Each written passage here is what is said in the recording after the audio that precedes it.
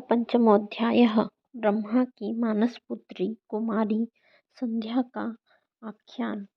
सूत जी बोले, हे महर्षियों, ब्रह्मा जी के इस वचन को सुनकर मुनिश्रेष्ठ नारद प्रसन्नचित होकर शंकर जी का स्मरण करके आनंदपूर्वक कहने लगे। नारद जी बोले, हे ब्राह्मण, हे विधे, हे मुनिशिष्य, हे विष्णु शिष्य, हे महाभाग, हे महापति, आपने शिव जी की अद्भुत लीला का वर्णन किया।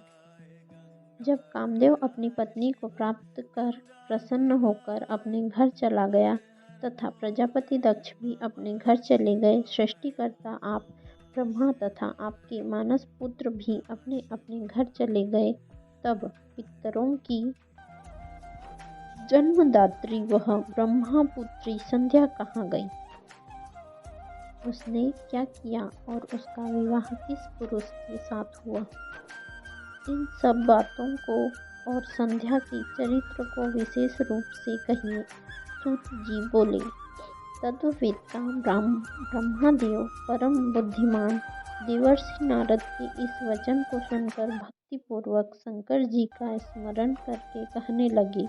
ब्रह्मा जी बोले, हे मुने, संध्या का संपूर्ण शुभ चरित्र सुनिए, जिसे सुनकर हे मुने सभी स्त्रियां पतिव्रता होती है। वह संध्या जो पूर्व काल में मेरे मन से उत्पन्न हुई थी, वही तपस्या कर शरीर छोड़ने के बाद अरुंधति हुई।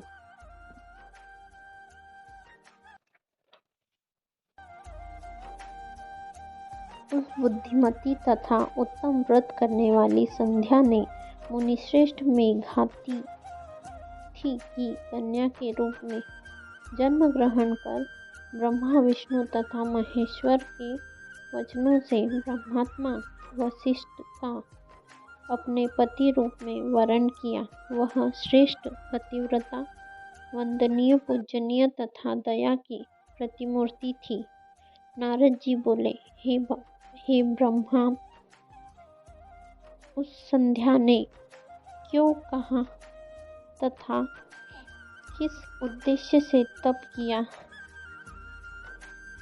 किस प्रकार वह अपना शरीर त्याग करके मेधातिथि की कन्या हुई और उसने किस प्रकार ब्रह्मा विष्णु तथा शिव के द्वारा बताए गए उत्तम व्रत वाले महात्मा वशिष्ठ को अपना पति स्वीकार किया? हे पितामह, इसे सुनने की मेरी बड़ी उत्सुकता है, अतः सुनने की इच्छा वाले मुझसे अरुंधति के चरित्र का विस्तार पूर्वक ठीक वर्णन कीजिए। ब्रह्मा जी बोले, हे नारद, पहले अपनी पुत्री संध्या को देखकर मेरा मन काम से आकृष्ट हो गया, किंतु बाद में शिव के भय से मैंने उसे छोड़ दिया। कामबाण से घायल होकर उस संध्या का तथा मन को वश में रखने वाले महात्मा ऋषियों का भी चित्त चलायमान हो गया था। उस समय मेरे प्रति कहे गए शिव जी के उपहासयुक्त वचन को सुनकर और ऋषियों के प्रति अपने चित्त को मर्यादा छोड़कर चलायमान देखकर तथा बार बार मुनियों को मोहित करने वाले उस प्रकार के भाव को देखकर वह संध्या विवाह के लिए स्वयं अत्यंत दुखी हुई। हे मुने, कामदेव को शाप देकर जब मैं अंतर्ध्यान हो गया एवं शिव जी अपने स्थान कैलाश को चले गए, उस समय हे मुनि सत्तम, वह मेरी पुत्री संध्या क्षुब्ध होकर कुछ विचार करके ध्यान मग्न हो गई। वह मनस्विनी संध्या कुछ देर तक अपने पूर्व व्रत का स्मरण करती हुई उस समय यथोचित रूप से यह विचार करने लगी। संध्या बोली, मेरे पिता ने उत्पन्न होते ही मुझ युवती को देखकर काम से प्रेरित होकर अनुराग पूर्वक मुझे प्राप्त करने की अभिलाषा की। इसी प्रकार तत्वज्ञ ब्रह्मादेव के मानस पुत्रों ने भी मुझे देखकर अपना मन मर्यादा से रहित कर कामाभिलाष से युक्त कर लिया। इस दुरात्मा कामदेव ने मेरे भी चित्त को मथ डाला, जिससे सभी मुनियों को देखकर मेरा मन बहुत चंचल हो गया। इस पाप का फल कामदेव ने स्वयं पाया कि शंकर जी के सामने कुपित होकर ब्रह्मा जी ने उसे शाप दे दिया। मैं पापिनी भी इस पाप का फल पाऊंगी, अतः उस पाप से शुद्ध होने के लिए मैं भी कोई साधन करना चाहती हूँ, क्योंकि मुझे देखकर मेरे पिता तथा सभी भाई प्रत्यक्ष रूप से काम भाव पूर्वक मेरी अभिलाषा करने लगे, अतः मुझसे बढ़कर कोई पापिनी नहीं है। उन सबको देखकर मुझ में भी अमर्यादित रूप से काम भाव उत्पन्न हो गया और मैं भी अपने पिता तथा सभी भाइयों में पति के समान भावना करने लगी। अब मैं इस पाप का प्रायश्चित करूंगी और वेद मार्ग के अनुसार अपने शरीर को अग्नि में हवन कर दूंगी। मैं इस भूल पर एक मर्यादा स्थापित करूंगी, जिससे एक शरीरधारी उत्पन्न होते ही काम भाव से युक्त न हो। इसके लिए मैं परम कठोर तप करके उस मर्यादा को स्थापित करूंगी और बाद में अपने शरीर छोड़ दूंगी। मेरे जिस शरीर में मेरे पिता और भाइयों ने कामाभिलाष किया, उस शरीर से अब कोई प्रयोजन नहीं है। मैंने भी जिस शरीर से अपने पिता तथा भाइयों में काम भाव उत्पन्न किया, अब वह शरीर पुण्य कार्य का साधन नहीं हो सकता। वह संध्या अपने मन में ऐसा विचार कर चंद्रभागा नामक श्रेष्ठ पर्वत पर गई, जहाँ से चंद्रभागा नदी निकली हुई है। इसके बाद संध्या को उस श्रेष्ठ पर्वत पर तपस्या के लिए गई हुई जानकर मैंने अपने पास में बैठे हुए मन को वश में रखने वाले सर्वज्ञ ज्ञान योग्य तथा वेदांग की पारगामी अपने पुत्र वशिष्ठ से कहा। ब्रह्मा जी बोले, हे पुत्र वशिष्ठ, तपस्या का विचार करके गई हुई मनस्विनी पुत्री संध्या के पास जाओ और उसे विधिपूर्वक दीक्षा प्रदान करो। हे मुनि सत्तम, प्रथम यह तुम लोगों को मुझको तथा अपने को कामाभिलाष से युक्त देख रही थी, परंतु अब उसके नेत्रों की चपलता दूर हो गई है। वह तुम लोगों को तथा अपने अभूतपूर्व दुष्कर्म को समझकर मृत्यु ही अच्छी है, ऐसा विचार कर प्राण छोड़ने की इच्छा करती है। अब यह तपस्या के द्वारा अमर्यादित प्राणियों में मर्यादा स्थापित करेगी। इसलिए तपस्या करने के लिए वह साध्वी चंद्रभागा नामक पर्वत पर चली गई है। हे तात, वह तपस्या की किसी भी क्रिया को नहीं जानती है, अतः जिस प्रकार के उपदेश से वह अपने अभीष्ट को प्राप्त करे वैसा करो। हे मुने, तुम अपने इस रूप को छोड़कर दूसरा शरीर धारण उसके समीप में स्थित होकर तपश्चर्या की क्रियाओं को प्रदर्शित करो। उसके यहाँ पर मेरे तथा तुम्हारे रूप को पहले देख लिया है।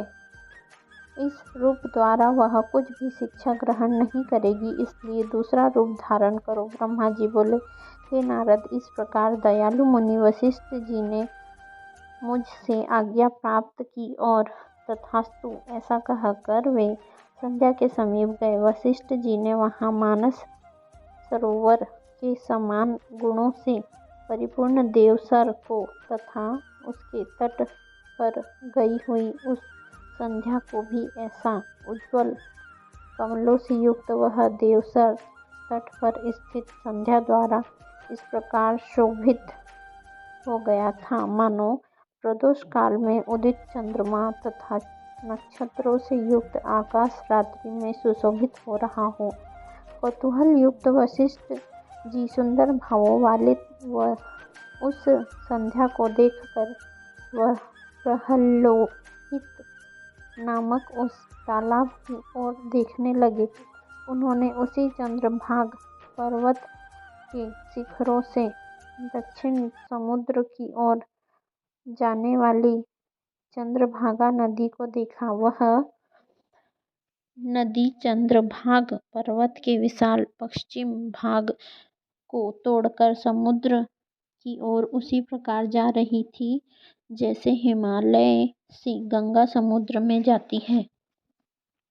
उस चंद्रभाग पर्वत पर प्रहल्लोहित सरोवर के तट पर स्थित संध्या को देखकर वशिष्ठ जी आदरपूर्वक उससे पूछने लगे। वशिष्ठ जी बोले, हे भद्रे, इस निर्जल पर्वत पर तुम किस लिए आई हो? तुम किसकी कन्या हो और यहाँ क्या करना चाहती हो? पूर्ण चंद्रमा के समान तुम्हारा मुख मलिन क्यों हो गया है? यदि कोई गोपनीय बात न हो तो बताओ, मुझे सुनने की इच्छा है। ब्रह्मा जी बोले, उस महात्मा वशिष्ठ की बात सुनकर उन्हें महात्मा प्रदीप्त अग्नि के समान तेजस्वी ब्रह्मचारी तथा जटाधारी देखकर और आदरपूर्वक प्रणाम कर संध्या उन तपोधन वशिष्ठ से कहने लगे। संध्या बोली, हे विभो, मैं जिस उद्देश्य से इस सिद्ध पर्वत पर आई हूँ वह तो आपके दर्शन मात्र से ही पूर्ण हो जाएगा। हे ब्रह्मा, मैं तप करने के लिए इस निर्जल पर्वत पर आई हूँ। मैं ब्रह्मा की पुत्री हूँ और संध्या नाम से प्रसिद्ध हूँ।